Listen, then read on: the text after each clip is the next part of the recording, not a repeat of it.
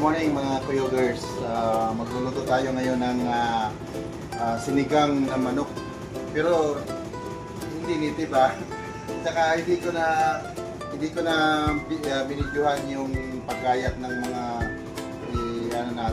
ilalagay ng mga ingredients kasi basic naman yun eh. So doon na tayo diretso sa pagluluto.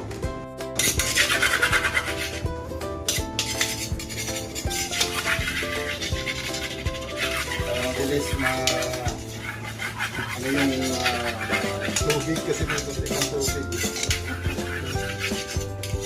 Wala na. Lagyan natin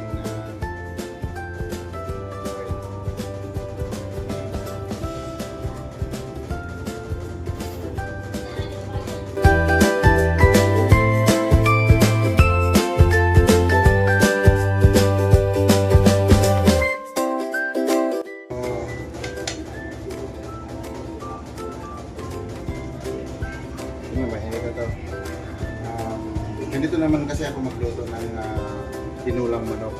Kain ko yung luya. Tapos yun na, medyo i-brown ko muna siya ng konti. Before ko ilagay yung mas mabilis ang maluto yung bawang at saka yung sibuyas pala. Bombay kasi yung tawag dito sa Cebu eh.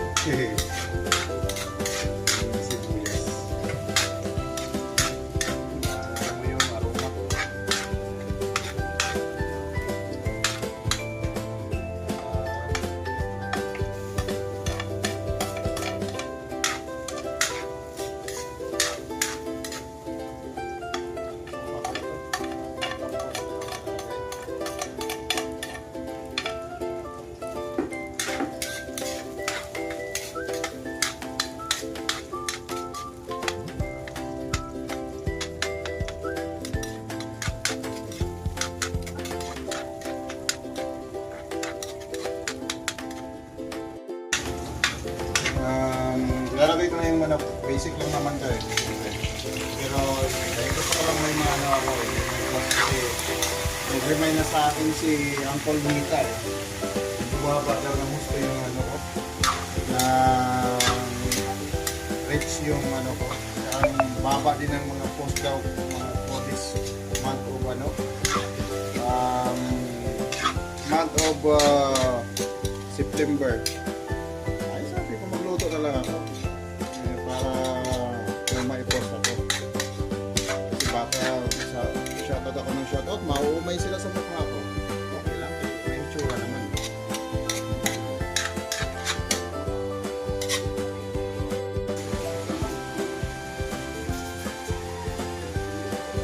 Ilalagay ko na yung pampadagdag lasa kasi mas ano siya, absorbin kasi ng manok yung ganung lasa eh. Yung pampalasa natin. Tapos, masarap din naman talaga ito paglagyan ng patis. Hindi na ako masyadong nag-alpa patis. Kasi na lang para mas masustansya yung mineral like sa patis.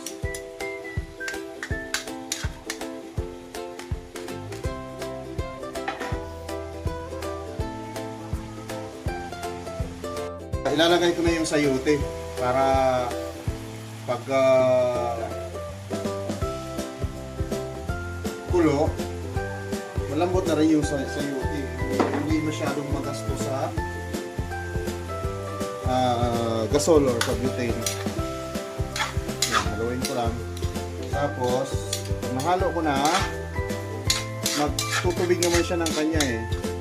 Tubig siya. So, takpan ko lang muna hanggang sa magtubig. So, dahan-dahan lang din naman ng apoy para mas maganda.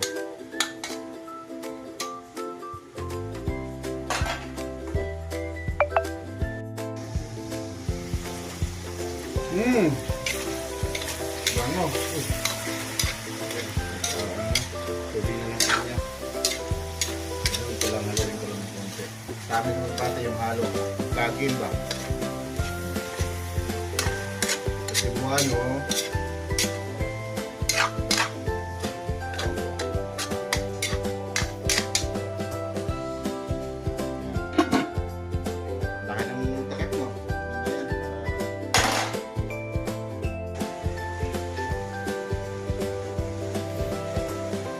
So, pwede ko nalagyan siya ng sabaw. Pero, ang ilalagay ko na sabaw, hindi yung normal lang na tap water or what. Kundi yung mainit na tubig. Kasi, ang sabi ng mga Chinese chef daw, na mga kaibigan ko, hindi daw nawawala yung natural lasa ng niluluto mo basta sinasabawan mo ng mainit din. Unlike kung lagyan mo siya ng hindi mainit na sabaw, nawawala yung naturality ng lasa. Kumukusin kasi may lagod.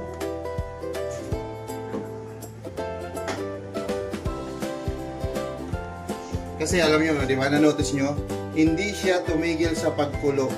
Tuloy-tuloy yung pagkulo niya kasi mainit yung linagay natin ng tubig. Yan. Di ba? Kumukulo pa rin. Yun yung isa sa mga sikreto ng mga chef sa mga 5-star hotel. Okay?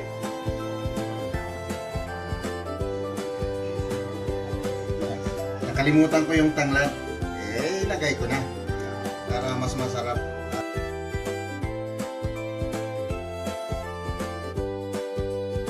Yan yung para anak mo lalaki.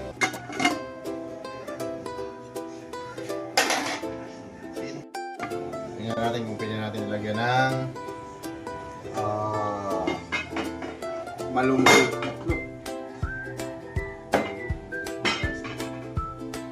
Malunggay. Tikman ko muna.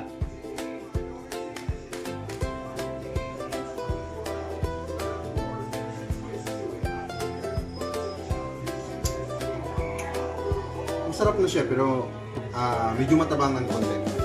Kasi yung natural na yung lasa ng manok hindi nawala. Nandun siya. Tsaka syempre, alam mo naman, feeds yung pinapakain nito, malasa na rin yun. Alam niyo yun.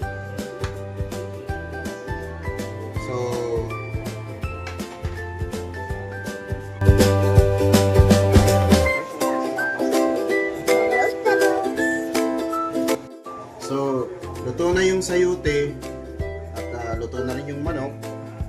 Lumabas na rin yung aroma ng tanglad, ng lemongrass sa English. At ngayon, ilalagay natin yung kalamunggi. Konti lang yung malunggay na nalagay ko kasi ubos-ubos yung malunggay namin dyan sa labas.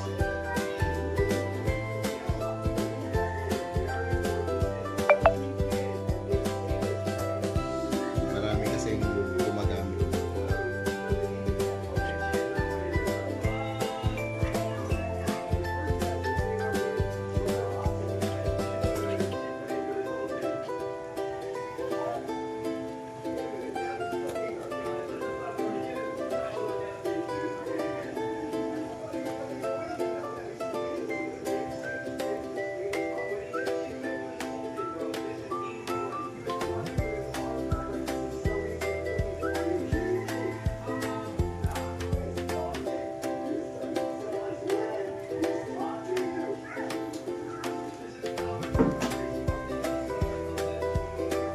Kaya ko na lang yung tawag nito, yung sili. Pampakutis. Pampaganda pala ng kutis yan, yung sili. Hindi kamatis.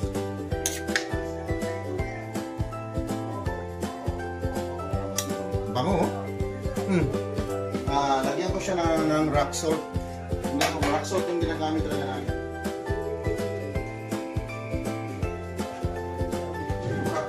Isang garapong rock salt. Pero hindi na pwede lagay dito kasi mawawala yung sarap. Yan lang. Okay na yan.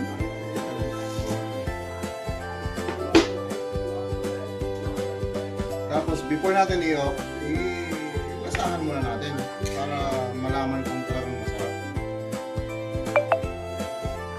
At kung pwede na mag-asawa.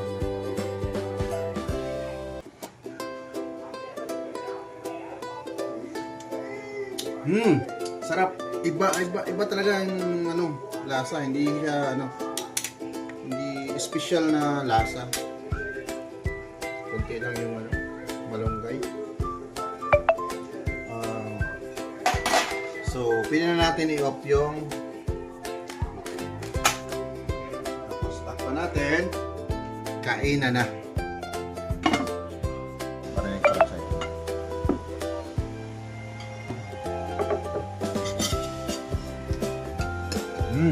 Sarap. Manamis-namis na yung lasa ng manok at saka ng sayote. Kain tayo mga kuyogers.